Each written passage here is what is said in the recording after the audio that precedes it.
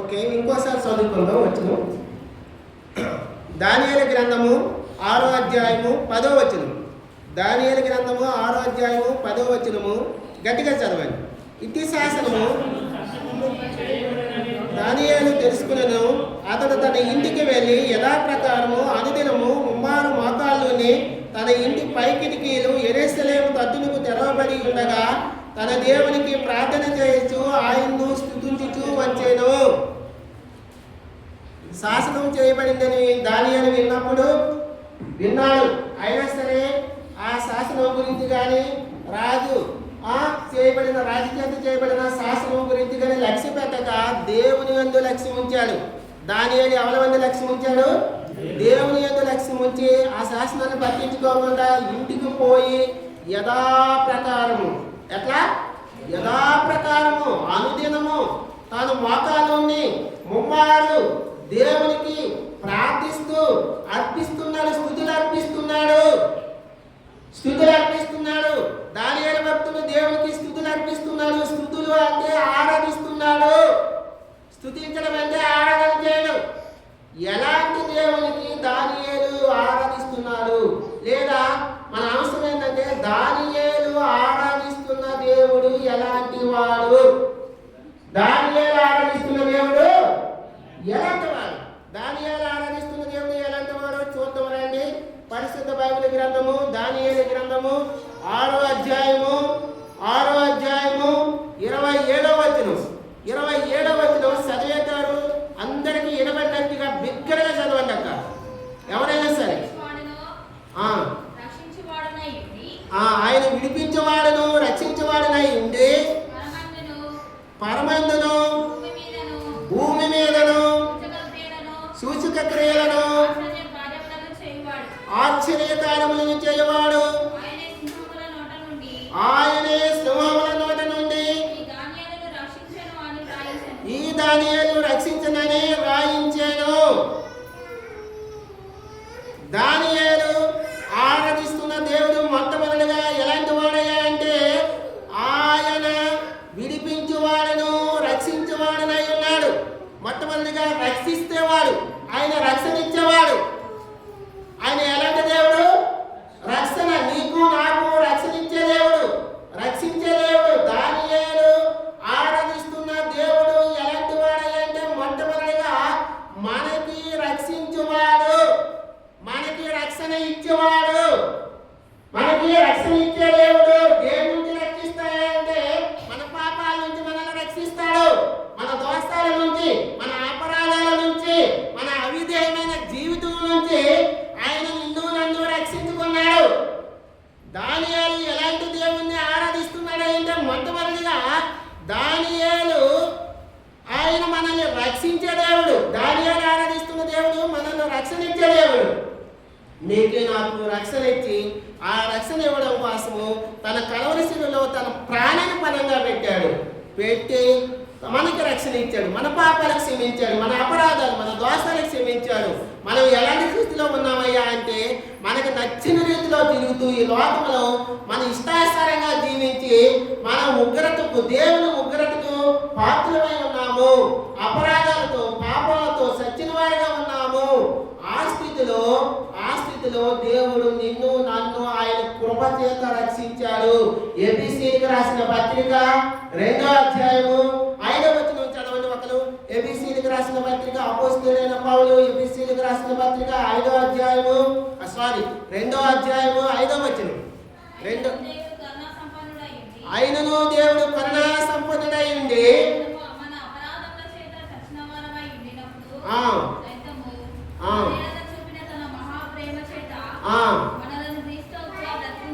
అది మన ఎడల చూపిన మహాప్రేమ చేత ఆ కృప వలన మనం రక్షణ పొందాం.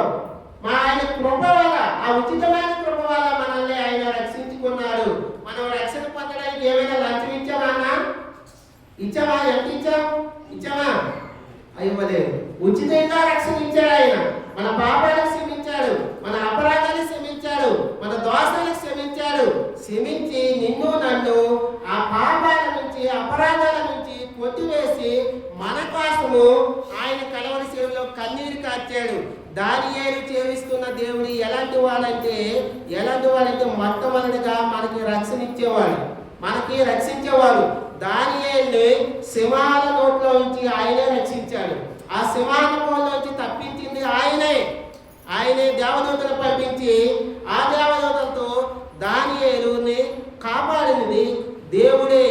సింహాల నోళ్ళు మోయించింది దేవుడే. ఆ దేవదూతను పంపించి దానియేలు సింహాల బోల్లోంచి రక్షించాడు. దానియేలు సింహాల బోల్లోంచి ఆయన రక్షించాడు.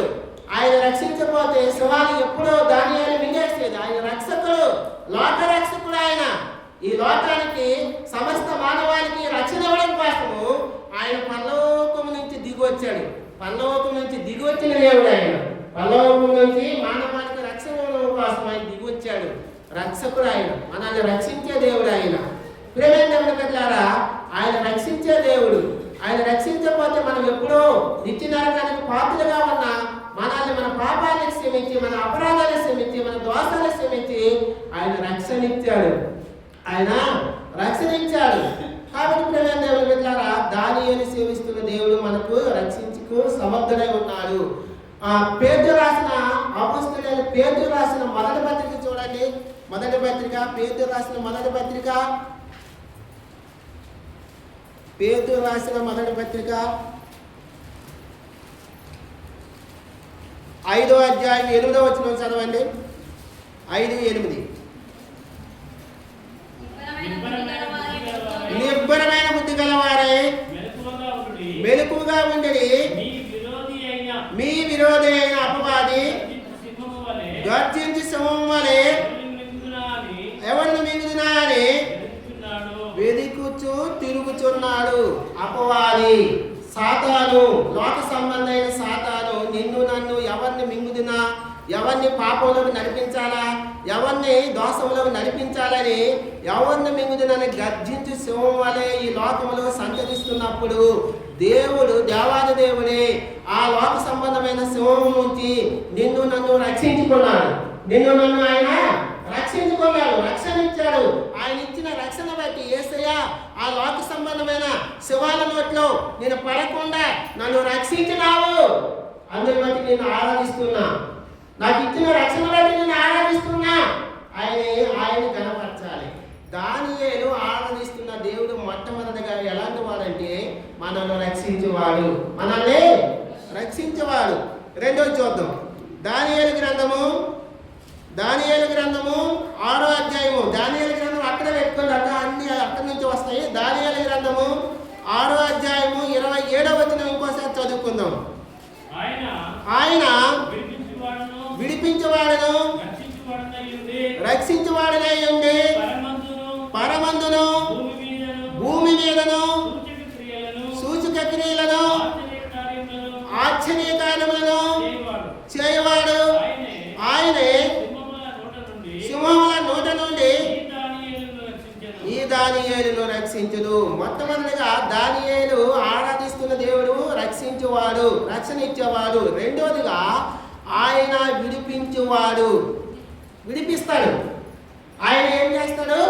విడిపిస్తాడు. ఎవరిని విడిపిస్తాడు అంటే ఎవరైతే బంధకాల్లో బంధించబడ్డాడో, ఎవరైతే చెరలో ఉన్నారో, ఎవరైతే పాపంలో అపవిత్రమైన జీవితంలో శాపంలో జీవిస్తాడో, ఎవరైతే అయోగ్యంగా జీవిస్తాడో, ఎవరైతే అపవిత్రంగా జీవిస్తాడో వాటి నుంచి విడిపిస్తాడు. ఆయన విడిపించే దేవుడు. రెండోదిగా మొట్టమొదటిగా దానియేలు ఆరాధిస్తున్న దేవుడు ఎలాంటి వాడంటే ఆయన మనల్ని రక్షించే దేవుడు, రక్షణించాడు. రెండోదిగా మనల్ని పాపముల నుంచి విడిపిస్తాడు. నీ పాపములు, నా పాపములు, మనందరి పాపముల నుంచి ఆయన విడిపించే దేవుడిగా ఉన్నాడు, విడుదల ఇచ్చే దేవుడిగా ఉన్నాడు. శరలోని బంధకాలని దానియేలు వీరందరూ యూదులందరూ బబులోను సామ్రాజ్యంలో పట్టబడ్డారు. నెబుకద్నెజరు రాజు పట్టుకుని బంధించి తీసుకెళ్ళిపోయాడు. చెరలో ఉన్నారు. ఆ చెరలో నుంచి, ఆ బంధకాల నుంచి విడిపించే దేవుడు ఆయన. చెరలో బంధించబడే వారిని, బంధకాల్లో బంధించబడే వారిని ఆయన విడిపించేందుకు సమర్థుడైన దేవుడు. నీ పాపాల కోసం, నా పాపాల కోసము మనల్ని విడుదల ఇవ్వడం కోసము భూమికి ఆకాశానికి మధ్యలో ఆయన కలవరి శిలువలో తన ప్రాణాన్ని పణంగా పెట్టాడు. ఆయన యవన రక్తాన్ని కార్చాడు. ఆ రక్తం ద్వారా నిన్ను నన్ను ఆయన కొనుక్కున్నాడు, వెలయించి కొనుక్కున్నాడు. ఆ రక్తం సమర్పించి నిన్ను నన్ను ఆయన తన సొత్తుగా చేసుకున్నాడు. ప్రేమికులారా, ఆ పాపం నుంచి, ఆ అపరాధం నుంచి ఆయన నిన్ను నన్ను విడిపించాడు. నిన్ను నన్ను ఆయన విడిపించే దేవుడిగా ఉన్నాడు. ఆయన విడుదల ఇచ్చే దేవుడిగా ఉన్నాడు. ఆయన విమోచన ఇచ్చే దేవుడిగా ఉన్నాడు. అందుని బట్టి ప్రభువా, నా పాపాలు, నా అపరాధాల నుంచి నాకు విడిపించినావు. అందుని కనుక నిన్ను స్తుతిస్తూ ఆరాధిస్తూ గణపరుస్తున్నానయ్యా అని ఆరాధన చేయాలి. రెండోదిగా ఆయన మన పాపాల నుంచి, మన దోషాల నుంచి విడిపించే దేవుడిగా ఉన్నాడు. అందుని కొరకే ఆయన్ని మనము ఆరాధించాలి. అందుని కొరకే మనం ఆయన్ని ఆరాధించాలి. మొట్టమొదటిగా దానియేలు ఆరాధిస్తున్న దేవుడు ఎలాంటి వాడు అంటే మనకు రక్షించేవాడు, రక్షణ ఇచ్చాడు. రెండోదిగా మన పాపములు అపరాధాల నుంచి విడుదల ఇచ్చాడు. ఏమిచ్చాడు? విడుదల ఇచ్చాడు. ఒకరు మనం విడిపించాలంటే దానికి బదులుగా మనం క్రైదనం చేయించాలి. ఆయన ఏమి క్రైదనం చెల్లించాడంటే తన ప్రాణమే క్రైదనంగా చెల్లించాడు. తన రక్తమే సమర్పించుకున్నాడు. ఆ రక్తాన్ని సమర్పించడం ద్వారా, తన ప్రాణాన్ని పనగా పెట్టడం ద్వారా బంధకాలు బంధించబడిన మనల్ని పాప క్షమాపణ, విడుదల, విమోచన వచ్చింది. ప్రేమైన దేవుని బిడ్డలారా, మనము ఆయన్ను వందనాలు చెప్పాలి. ఎందుకయ్యా అంటే విడుదల ఇచ్చినావు, నాకు పాపాలకు క్షమించినావు, విమోచన ఇచ్చినావు, అందులో కొరకే నీకు వందనాలు ప్రభు అని వందనాలు చెప్పాలి. మూడో చూద్దాం, దానియేలు గ్రంథము. ఇది పనిచేస్తున్నాను.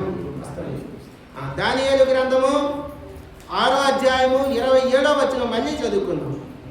ఆయన విడిపించేవాడను రక్షించేవాడనై ఉండి పరమందును భూమి మీదను సూచక క్రియలను ఆశ్చర్యకార్యములు చేయువాడు.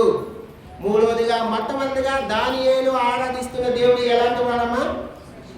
రక్షించేవాడు. రక్షణ ఇచ్చాడు నీకు నాకు. రెండవదిగా పాపం నుంచి విడుదల, విమోచన. పాపం నుంచి విడుదల, విమోచన ఇచ్చినందుకు వందనాలు చెప్పాలి. మూడవదిగా సూచక క్రియలను, సూచక క్రియలు నీ పట్ల నా పట్ల ఆయన జరిగించాడు. సూచక క్రియలు, సూచక క్రియలు అంటే ఇది జరుగుతాదా, ఇది సాధ్యమా అనుకునే జరిగించడమే సూచక క్రియలు. మొట్టమొదటిగా యేసుక్రీస్తు ప్రభువారు ఈ లోకంలో ఉన్నప్పుడు మొట్టమొదటిగా జరిగించిన సూచక్రియ ఏంటో చెప్పండి. మొట్టమొదటిగా ఏం సూచక్రియ జరిగించాడు యేసుక్రీస్తు ప్రభువారు? అనేకం జరిగించాడు, చాలా ఉన్నాయి. దాంట్లో మొట్టమొదటిగా జరిగించిన సూచక్రియ నీళ్లను ద్రాక్షారసంగా కానాను విందులో నీళ్లను ద్రాక్షారసంగా మార్చాడు. అలాంటివి ఇది సాధ్యమా, ఇది జరుగుతుందా అనుకున్నవి జరిగించడమే సూచక్రియలు. అలాంటి సూచక్రియలు యేసుక్రీస్తు ప్రభువారు ఈ లోకంలో జరిగించాడు. దానియేలు చేస్తున్న దేవుడు సూచక క్రియలు జరిగించేవాడు. నీ పట్ల నా పట్ల ఎన్నో కార్యాలు, ఎన్నో అద్భుత కార్యాలు, ఎన్నో ఘనమైన కార్యాలు జరిగించాడు. సూచక క్రియలు ఎంతో మంది గుడ్డివారిని చూపునిచ్చాడు. అదొక సూచక క్రియ. రక్తస్రావంతో బాధపడుతున్న స్త్రీకి నివారణ ఇచ్చాడు. అదొక సూచక క్రియ. దేవుడు చేసిన సూచక క్రియలు అనేకం ఉన్నాయి నీ పట్ల నా పట్ల. ప్రియమైన దేవుని బిడ్డలారా, ఈ నా జీవితంలో ఎన్నో సూచక క్రియలు జరిగించాడు. మా పట్ల కూడా దేవుడు మాది మేనరకం, మా భార్య, మా సొంత అక్క కుమార్తె, నా భార్య సొంత అక్క కుమార్తె. మాకు వివాహం అయిన తర్వాత పిల్లలు గర్భం దాలుస్తుంది, కానీ ఆ గర్భం పోతూ వస్తే డాక్టర్ని చూపిస్తే మీకు పిల్లలు పుట్టడం అసాధ్యం, మీకు సాధ్యం కాదు అన్నప్పుడు మా భార్య దేవుని సన్నిధికి పోయి అతను ప్రార్థన చేసుకుంటే దేవుడు వాగ్దానం ఇచ్చాడు. వాగ్దానం ఇచ్చిన వాడు నమ్మదగిన వాడు అద్భుత కార్యం చేశాడు. నాకు 2 పిల్లలు, ఏ అనారోగ్యం లేదు. దేవుని కృపను బట్టి మేము చేసే మంచి పని ఏమి కాదు, కానీ దేవుని కృపను బట్టి మా జీవితంలో 2 మంచి పిల్లలను దేవుడు ఇచ్చాడు. పాప, బాబు. పాప 10th క్లాస్ చదువుతుంది, బాబు 8th క్లాస్ చదువుతున్నాడు. నా జీవితంలో ఎన్నో సూచక క్రియలు ఆయన చేశాడు, ఎన్నో అద్భుత కార్యాలు ఆయన చేశాడు. ఈ యాత్రా జీవితంలో ఆయన సజీవులుగా ఉంటూనే ఉన్నప్పుడు చేస్తున్నప్పుడు, ఆయన సువార్త ప్రకటిస్తున్నప్పుడు యేసుక్రీస్తు ప్రభువారు ఎంతో మంది రోగులని, కుష్టి రోగులు బాగు చేశాడు. అదొక సూచక్రియ. ఎన్నో అద్భుత కార్యాలు చేశాడు. అదొక సూచక్రియ. ఎర్ర సముద్రాన్ని 2 పాయలుగా చేశాడు. అదొక సూచక్రియ. ఇలాంటి సూచక్రియలు అనారోగ్యంలో ఉన్న వాళ్ళు ఎన్నోసార్లు మనం అనారోగ్యంలో ఉన్నప్పుడు ఎన్నోసార్లు మనము ఈ శరలో బంధించబడినప్పుడు ఎన్నోసార్లు మనం ఆ పాపాల బంధకాల్లో ఉన్నప్పుడు వాటి నుంచి విడిపించాడు. ఎంతో మందిని ఈ దినాలు తాగుబోతుంది విడిపించాడు. ఆయన సన్నిధికి నడిపించాడు. మన జీవితాల్లో ఎన్నో అద్భుత కార్యాలు చేశాడు. సూచక్రియలు జరిగించాడు. అందుకు ఆయనకి ప్రభా నా పట్ల నువ్వు చేసిన సూచక్రియలు బట్టి నీకు ఆరాధిస్తున్నానయ్యా, నువ్వు ఆరాధనకు యోగ్యుడివి, ఆయన ఆరాధనకు యోగుడు, పాత్రుడు.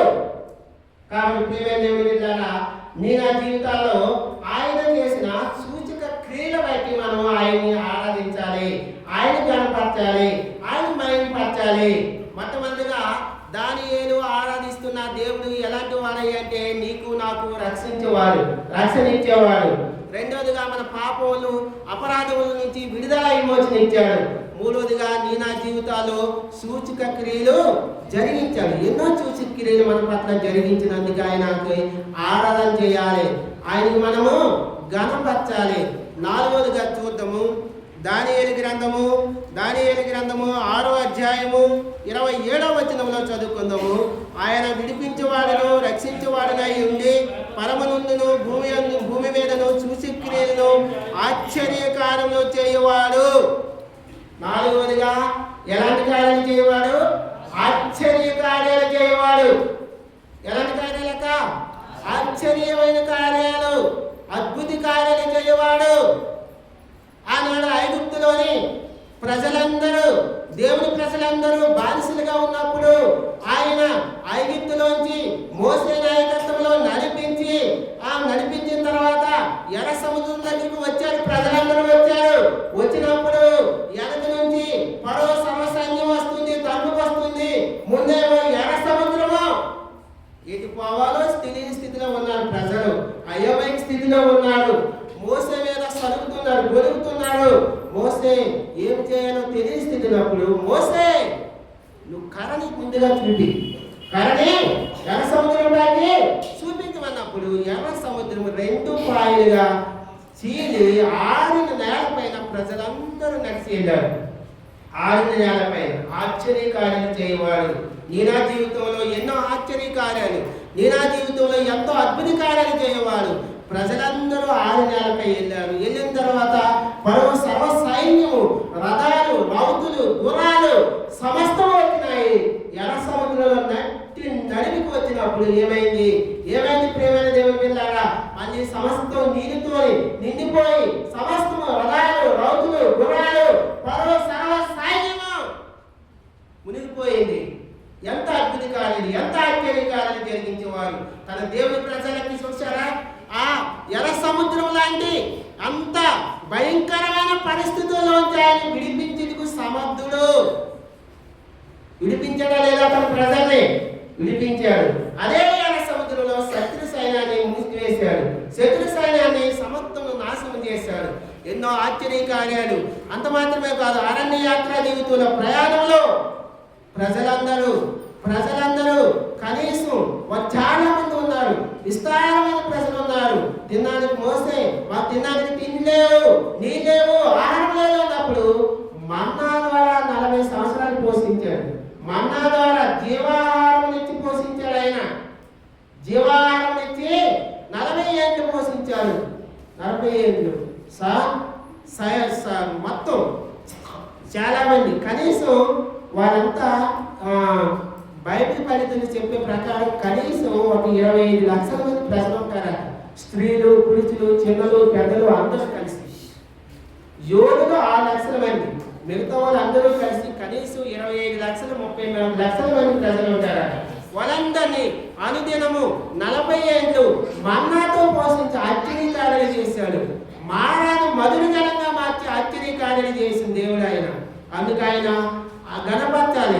నీ నా జీవితంలో ఇది జరుగుతుంది అనుకుని ఎన్నో ఆశ్చర్యకార్యాలు జరిగించిన దేవుడు. ప్రభా, నా పట్ల నువ్వు చేసిన ఆశ్చర్యకార్యాలను బట్టి నీకు వందనాలు. నీకు స్తుతిస్తూ గణపరుస్తూ మైపరుస్తున్నాను ప్రభా అని ఆయన్ని ఆరాధన చేయాలి. మనం ఆయన్ని చేసిన ఆశ్చర్యకార్యాలను బట్టి, ఆయన మన పట్ల జరిగించిన సూచక క్రియలు బట్టి ఆయన గణపరచాలి. ఆయన మనం ఆరాధన చేయాలి. ఆయనకి స్తుతులకు యోగ్యుడు, ఆరాధనకి అర్హుడు. ఆయన దానియేలు జీవిస్తున్న దేవుడు మొట్టమొదటిగా ఎలాంటి వాడయ్యా అంటే మనల్ని రక్షణ ఇచ్చేవాడు. రెండవదిగా మన పాపాల నుంచి అపరాధాల నుంచి విడిపించాడు. మూడవదిగా సూచక్రియలు జరిగించేవాడు. నాలుగవదిగా ఆశ్చర్యకార్యాలు జరిగించేవాడు. ఐదవదిగా చూద్దాం దానియేలు గ్రంథము 6వ అధ్యాయము 26వ వచనం చదువుకుందాం. 26 నా సముఖమున నియమించినదేమనగా నా రాజ్యములోని సకల ప్రభుత్వముల యందు నివాసులను దానియేలు యొక్క దేవునికి భయపడుచు ఆయన సముఖమున వణుకుచుండవలెను. ఆయనే జీవంగల దేవుడును, ఆయనే యుగయుగములు ఉండువాడును. ఆయన రాజ్యము నాశనము కానేరదు, ఆయన ఆధిపత్యము తుదిమట్టుకు ఉండును. ఐదవదిగా దానియేలు ఆరాధిస్తున్న దేవుడు ఎలాంటి వాడయ్యా అంటే ఆయనే జీవం కలిగిన దేవుడు. ఆయన ఎలాంటి దేవుడు? జీవం కలిగిన వాడు. ఐదవదిగా మొట్టమొదటిగా దానియేలు ఆరాధిస్తున్న దేవుడు ఎలాంటి వాడు? రక్షించుటకు సమర్థుడు, మనకు రక్షణ ఇచ్చాడు. రెండవదిగా మన పాపాల నుంచి అపరాధాల నుంచి విడిపించాడు. మూడవదిగా సూచక్రియలు చేయవాడు. నాలుగవదిగా ఆశ్చర్యకార్యాలు జరిగించాడు.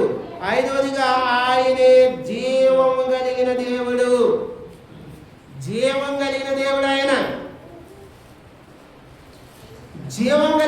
ఆయన ఒక్కడే ఉన్నాడు. ఆయన ఈ లోకంలో వచ్చి 33 సంవత్సరాలు జీవించి నీ కోసము నా కోసము ఆ కలవరి శిలువలో తన ప్రాణం పెట్టిన తర్వాత గోల్గొతా పర్వతం పైన తాను సిందించిన రక్తము, ఆ పర్వతం పైన సిందించినప్పుడు ఆ రక్తధార కిందనే ఒక పెద్ద ఇది ఉందట, ఒక ఇనుప ఇది, దానిపైన పడిందట రక్తం. ఆయన కాచే రక్తము. నేటికి ఆ రక్తం ఎవరిది ఏంటని పరిశోధకులు శోధించినప్పుడు, లేటెస్ట్గా ఒక 20 సంవత్సరాలు అవుతుంది, పరిశోధించినప్పుడు ఆ రక్తం గడ్డకట్టకుండా అలా ఉందట. ఎవరి రక్తము ఏంది గడ్డకట్టలేదు ఏంటని పరిశోధన చేసినప్పుడు ఆ శాస్త్రవేత్తలు తేల్చింది ఏంటంటే ఆనాడు గోల్గొతా పర్వతం పైన యేసుక్రీస్తు ప్రభువారు తను కాచిన రక్తము ఆయన DNA టెస్ట్ చేస్తారనమాట. DNA టెస్ట్ చేసినప్పుడు ఆయన యేసుక్రీస్తు ప్రభువారు రక్తం అంటే సజీవంగా ఉందట. జీవం కలిగిన దేవుడు, జీవం కలిగిన రక్తం ఉంది. ఆ రక్తం గడ్డకట్టలేదు, ఆ రక్తంలో జీవం ఉందట. అంత గొప్ప దేవుడు దానియేలు. నీవు నేను సేవిస్తున్న దేవుడు జీవం కలిగిన వాడు. ఎలాంటి దేవుడు? జీవం కలిగిన వాడు. ఆ జీవము నీకు నాకు ఇవ్వడం కోసము ఆయన కలవరి శిలువలో మరణించి 3వ దినం లేచాడు. 3వ దినం ముచ్చెందుడై లేస్తాడు. ఎందుకు లేస్తాడో తెలుసా? అసలు ఎందుకు లేస్తాడంటే మర్మం ఏంటంటే మనం లేస్తేనే ఆయన లేస్తాడు సజీవుడిగా. కాబట్టి మనల్ని కూడా మీరు కూడా ఆయన యందు విశ్వాసం ఉంచే వారు కూడా అట్లానే లేస్తాడని తెలపడం కోసము. ఒక గోధుమ గింజ ఉందండి, గోధుమ విత్తనాన్ని విత్తినప్పుడు అది చచ్చిపోతేనో విస్తారంగా ఫలాలు వస్తాయి, సాగుకుంటూ వస్తాయా? చచ్చిపోతేనే విస్తారంగా పంట వస్తుంది. అందుకే యేసుక్రీస్తు ప్రభువారు మరణించి మళ్ళీ తిరిగి లేచాడు, సజీవంగా లేచాడు. ఆయన జీవం కలిగిన దేవుడు. ఆ జీవము ఆత్మానుసారమైన జీవం. అని ఎలాంటి జీవము? ఆత్మానుసారమైన జీవం నీకు నాకు ఇవ్వడం కోసం ఆయన సజీవుడిగా లేచాడు. దానియేలు గ్రంథం 2:44 ఒకసారి చదవండి. దానియేలు గ్రంథం 2:44. ఆ రాజుల కాలంలో పరలోకమందున దేవుడు ఒక రాజ్యము స్థాపించును, దానికి ఎన్నటికీ నాశనం కలగదు. ఆ రాజ్యం దాన్ని పొందిన వారికి గాక మరెవరికి చెందదు. అది ముందు చెప్పిన రాజ్యములన్నిటిని పగలగొట్టి నిర్మూలం చేయును గాని అది యుగ యుగముల వరకు నిలుచును. అది మరెవ్వరికి చెందదు. ఆ రాజ్యము దాన్ని పొందిన వారికే గాక మరెవ్వరికి చెందదు. ఆ రాజ్యము, ఆ జీవము నీకు నాకు ఇవ్వడం కోసం ఆయన ఆ కలవరి శిలువలో ప్రాణం పెట్టి 3వ దినము సమాధిని జయించాడు, సాతాను జయించాడు, ఆ శిలువ కార్యాన్ని జయించాడు, ఆ శిలువ శ్రమను జయించాడు. ప్రేమైన దేవుని బిడ్డలారా, ఆత్మీయ జీవము నీకు నాకు ఇవ్వడం కోసము, ఆత్మానుసారమైన జీవనం ఇవ్వడం కోసము ఆయన కలవరి శిలువలో ప్రాణం పెట్టాడు. యోహాను రాసిన సువార్త చూడండి, యోహాను రాసిన సువార్త, యోహాను సువార్త 6వ అధ్యాయం తీయండి. యోహాను సువార్త 6వ అధ్యాయము 54వ వచనం ఒకసారి చదవండి బిగ్గరగా.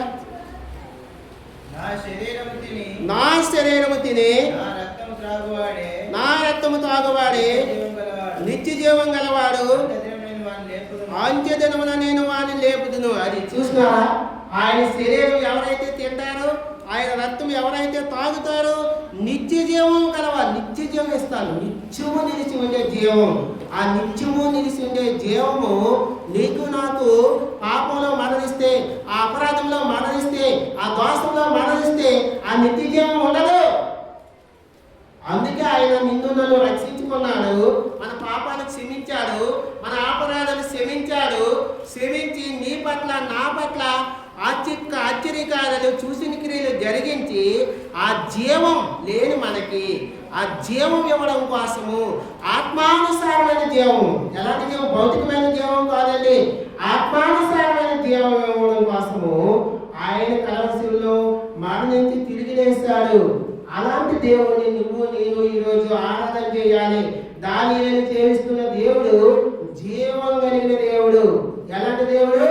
జీవం కలిగిన దేవుడు. ఆ జీవము, ఆ ఆత్మానుసారమైన జీవము నీకు నాకు ఇవ్వడం కోసం ఆయన కలవరి శిలువలో తన ప్రాణాన్ని పెట్టాడండి. అలాంటి గొప్ప దేవుని మనం ప్రభా జీవం లేని నాకి, నెట్టి నరకానికి పాత్రులుగా ఉన్న నాకి, పాత్రుడిగా ఉన్న నాకే, ఆ మరణం నుంచి, ఆ అగ్నికుండం నుంచి, అగ్ని వేలుగు నుంచి, నిత్య నరకము నుంచి తప్పించి నాకు నిత్య జీవం ఇవ్వడం కోసం నువ్వు వచ్చావు. అందుని బట్టి నిన్ను ఆరాధిస్తున్నా. జీవములైన నాకు జీవం ఇచ్చావు. నా ఆత్మానుసారమైన మరణం నుంచి నువ్వు తప్పించినందుకు వందనాలని చెప్పాలి. ఆత్మానుసారమైన మరణం నుంచి తప్పించి నిత్య జీవం ఇచ్చినందుకు, ఇవ్వబోతున్నందుకు ఆయనకు ఆరాధన చేయాలి. దానియేలు సేవిస్తున్న దేవుడు జీవం కలిగిన వాడు. జీవం లేని మనకి జీవం ఇచ్చినందుకు ఆరాధన చేయాలి. 6వదిగా చూద్దాము. దానియేలు గ్రంథము 6వ అధ్యాయము, దానియేలు గ్రంథము 6వ అధ్యాయము 26వ వచనం ఇంకొక చదువుకుందాం. నా సముఖమున నియమించిన దేవనగా నా రాజ్యములోని సకల ప్రభుత్వములు యందును నివాసులు దానియేలు యొక్క దేవునికి భయపడుచు ఆయన సముఖమున వణుకుచుండవలేను. ఆయనే జీవం గల దేవుడు, ఆయనే యుగ యుగములు ఉండువాడు. ఆయన ఎలాంటి దేవుడు? యుగ యుగాలు ఉండువాడు. జీవం కలిగిన దేవుడు, యుగ యుగాలు ఉండువాడు. కొత్త యుగం కాదు, అనేక యుగాలు ఉన్నాయి. యుగ యుగాలు యాంట్లో ఆదియు ఆయనే, అంతము ఆయనే. అదే దేవుడు, అంతమైన దేవుడు ఆయన ఒక్కడే. ఆయన ఈ సర్వ సృష్టిని, సర్వలోకాన్ని సృష్టించిన సృష్టికర్త దేవుడు. యుగ యుగాలు ఉండే దేవుడు ఆయన. ఒక యుగము, 2 యుగాలు కాదు. ప్రియమైన దేవుని బిడ్డలారా, ఆయన యుగ యుగాలు నిలిచి ఉండే దేవుడు. ఈ లోక సంబంధమైన దేవతలు చూడండి, కన్నులు ఉంటాయి కానీ చూడవు, ఆ చెవులు ఉంటాయి కానీ వినవు. ఆయన నిత్యము నిలిచే దేవుడు, యుగాలు జీవించే దేవుడు ఆయన. ఆయన యుగాలు ఉండేవాడు. దానియేలు ఆరాధిస్తున్న దేవుడు ఎలాంటి వాడు అంటే జీవం కలిగిన వాడు, యుగాలు ఉండేవాడు. ఆయనతో నేను, నువ్వు, మనం అందరం కలిసి యుగాలు జీవించడం కోసమేనండి ఆయన పరలోకాన్ని విడిచిపెట్టి భూలోకానికి వచ్చి తాను తగ్గించుకొని రిక్తుడిగా చేయబడి తన ప్రాణాన్ని అర్పించాడు. మనకు నచ్చిన తోవలో మనం పోతున్నాం, మన ఇష్టానుసారంగా జీవిస్తున్నాము. ఆ బంధకాల నుంచి, ఆ పాపం నుంచి, ఆ అపరాధం నుంచి, ఆ అపవిత్రమైన జీవితం నుంచి, ఆ చెడ్డ కార్యాల నుంచి, ఆ డ్రింకింగ్ నుంచి, ఆ స్మోకింగ్ నుంచి, వీటన్నిటి నుంచి నిన్ను నన్ను విడిపించి రక్షించి పాప విమోచన చేసి ఆ యుగాలు దానియేలు చేస్తున్న దేవుడు ఎలాంటి యుగాలు నిలిచి ఉండే దేవుడు. నువ్వు మనమందరం కలిసి యుగాలు తనతో పాటు జీవించాలని, అందుకే ఆయన పరముని విడిచిపెట్టి భూలోకానికి వచ్చాడు. యుగాలు మనమందరం ఆయనతో సంచరించాలి, ఆయనతో సహవాసం కలిగి జీవించాలి, ఆయనతో జీవించాలని. యుగాలు నిలిచి ఉండే దేవుడు ఆయన, జీవం కలిగిన దేవుడు, యుగాలు నిలిచి ఉండే దేవుడు. అలాంటి దేవుని మనం ఈరోజు ఆరాధన చేయాలి, అలాంటి దేవుని మనం ఆరాధన చేయాలి. చివరిగా ఒక వాక్యం చదువుకొని మనం ఆరాధనలో ప్రవేశిద్దాము. దానియేలు గ్రంథము 26వ అధ్యాయము 26వ వచనం మళ్ళీ చదువుకుందాం. నా సముఖమున నియమించినదేమనగా నా రాజ్యములోని సకల ప్రభుత్వముల యందు నివాసులు దానియేలు యొక్క దేవునికి భయపడుచు ఆయన సముఖమున వణుకుచుండవలెను. ఆయనే జీవముగల దేవుడు, ఆయనే యుగయుగములు ఉండేవాడు. ఆయన రాజ్యము నాశనము కానేరదు, ఆయన ఆధిపత్యము తుదమట్టుకుండును. ఆయన రాజ్యము నాశనము కానేరదు, ఆయన నాశనము కాని దేవుడు, నశించిపోని దేవుడు. ఆయన నాశనము కాని దేవుడు, ఆయన జీవం కలిగిన వాడు, యుగాలు ఉండేవాడు, నిలిచివాడు, నశించిపోని దేవుడు. మానవుడు ఈ లోకంలో దేవుళ్ళని చెప్పుకుంటే ఎంతో మంది భక్తులు, ఎంతో మంది ప్రవక్తలు వచ్చి దేవుళ్ళని చెప్పుకుని నశించిపోయారు, మళ్ళీ తిరిగి లేస్తారంటే ఏ ఒక్కరూ సాధ్యం కాలేదు. ఆయన ఒక్కడే తిరిగి లేస్తాడు. నిత్యము నిలిచి ఉండే దేవుడు ఆయన నిత్యము నిలిచి ఉండే దేవుడు, యుగాలు జీవించే దేవుడు. ఆ నిత్య నరకం నుంచి నన్ను తప్పించడం కోసము, ఆ ప్రళయం నుంచి తప్పించడం కోసము, ఆ ఉగ్రత నుంచి తప్పించడం కోసము ఆ తిరిగి లేశాడు. నిత్యము నిలిచి ఉండే దేవుడు, ఒకరోజు 2 రోజులు కాదక్క నిలిచి ఉండేది, నిత్యము యుగాలు వేల కోట్లు ఆయన నిలిచి ఉండే దేవుడు, నశించిపోయే దేవుడు. ఆయన నశించిన వాడు నిత్యము నిలిచి ఉండే దేవుడు. ప్రేమ దేవుని బిడ్డలారా, దానియేలు ఆరాధిస్తున్న దేవుడు ఎలాంటి వాడయ్యా అంటే, మొట్టమొదటిగా ఆయన రక్షించేవాడు, మనకు రక్షణ ఇచ్చాడు, అందుని బట్టి ఆయన మనము ఆరాధన చేయాలి. రెండవదిగా మన పాపాల నుంచి అపరాధాల నుంచి విడిపించాడు, అందుని బట్టి ఆయనకు వందనాలు చెప్పాలి.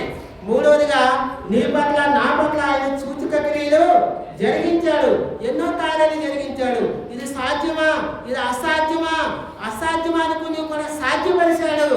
ఇది జరుగుతుందా అనుకున్నప్పుడు కూడా ఆయన జరిగించాడు. అయితే ఎవరైతే ఆయన యొద్దకు వచ్చి, ప్రభువా నేను పాపిని, నేను అపరాధిని, నన్ను క్షమించు అంటే ఆయన రక్షణిస్తాడు. కాబట్టి మనము అసలు ఎందుకు దేవుడు దానియేలు చేస్తున్న దేవుడు నీకు నాకు దూరం అవుతున్నాడయ్యా అంటే, యెషయా గ్రంథం 59:1-2 ఒకసారి చదవండి. 59:1-2 యెషయా గ్రంథము 59:1-2. రక్షింపనేరకు ఉండినట్లు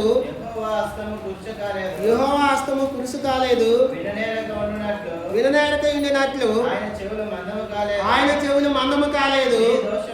మీ దోషములు మీకును మీ దేవునికి అడ్డముగా వచ్చెను, మీ పాపములు ఆయన ముఖమును మీకు మరుగుపరచును. అది చాలు. మన దోషములు మన పాపములు దేవునికి మనకి అడ్డంగా ఉన్నాయి. ఎట్లా ఉన్నాయి? అడ్డంగా ఉన్నాయి, అడ్డమైనగా ఉన్నాయి. అది పోవాలంటే తోవలేదు, ఇది రావాలంటే తోవలేదు, అడ్డంగా ఉన్నాయి. అది పోవాలంటే ఏం చేయాలంటే, ప్రభువా నేను పాపిని, నేను దోషముని, నేను పాపలు అపవిత్రుని, నేను పాపం చేత ఉన్నాను, అపవిత్రంగా జీవిస్తున్నా, ఈ లోకంలో బంధకాల్లో ఉన్నాను, సెల్లో ఉన్నాను, నన్ను క్షమించవా అని అడిగితే చాలు. ఆయన క్షమించి ఆ అడ్డుబంధనంతా తీసివేశాడు. ఎప్పుడో తీసివేశాడు దేవుడు. ఆ అడ్డుబంధను తొలగించడం కోసమే, మన పాపాల కోసమే, మన దోషాల కోసమే ఆయన ఈ లోకానికి వచ్చి పరమును విడిచిపెట్టి భూలోకానికి వచ్చి తన ప్రాణం పెట్టి ఆ నిబంధన అంతా కొట్టివేశాడు. కొట్టివేసి నీకు నాకు ఈ పాప క్షమాపణ విడుదల విమోచన ఇచ్చాడు. అందుని బట్టి దేవుణ్ణి మనం ఆరాధించాలి. ఆయన నిత్యము నిలిచే దేవుడు, ఎల్లకాలము ఉండే దేవుడు. ఆయన నశించిపోయిన వాడు. నశించిపోవడం అంటే ఉండదు, లేదు. ఆ సృష్టి నశించిపోవాలి తప్ప ఆయన నశించిపోడు. ఆయన నిత్యము నిలిచి ఉండే దేవుడు. ప్రభా, నాకు రక్షణ ఇచ్చినావు, వందనాలు. నా పాపాలు, నా దోషాలు కొట్టివేసి నాకు విడుదల విమోచన ఇచ్చినందుకు నీకు వందనాలను ఆరాధన చేయాలి. నా పట్ల జరిగించిన సూచక్రియలు, ఆశ్చర్యకార్యాలు బట్టి నీకు స్తోత్రాలు, వందనాలు చెప్పాలి. ఐదవదిగా, జీవం లేని నాకు ఈ ఆత్మానుసారమైన మరణం నుంచి నాకు తప్పించి ఆత్మానుసారమైన జీవం ఇచ్చావు. ఆత్మానుసారమైన జీవం ఇచ్చినందుకు నీకు వందనాలు ప్రభాని ఆరాధన చేయాలి. యుగ యుగాలు నీతో ఉండే ధన్యత నాకు ఇచ్చిన నిరీక్షణ బట్టి నీకు వందనాలని చెప్పి ఆరాధన చేయాలి. యుగ యుగాలు ఆయనతో నిలిచి ఉండే ధన్యత నీకు నాకు ఇచ్చాడు. అందుని బట్టి ఆరాధన చేయాలి. నువ్వు నశించిపోని దేవుడు, నేను నశించిపోవడం నీకు ఇష్టం లేక నువ్వు ఆ పరమును విడిచిపెట్టి భూలోకానికి వచ్చి నన్ను వెతికి రక్షించుకున్నావు. నేను నశించుకోవడం నీకు ఇష్టం లేక నాకు నిత్య జీవనం ఇవ్వడం కోసం ఈ లోకానికి వచ్చి నాను నశించిపోకుండా నిత్య జీవం ఇచ్చినందుకు వందనాలని ఆరాధన చేయాలి. ఆరాధన చేయాలి. దేవుడు ఈ కొద్ది మాటలు దీవించును గాక. విన్న వాక్యానుసారంగా మనం ఆరాధన చేయాలి. ఒక పాట పాడుకొని ఆరాధన చేద్దాం. సండే స్కూల్ ఉంది కదా, సండే స్కూల్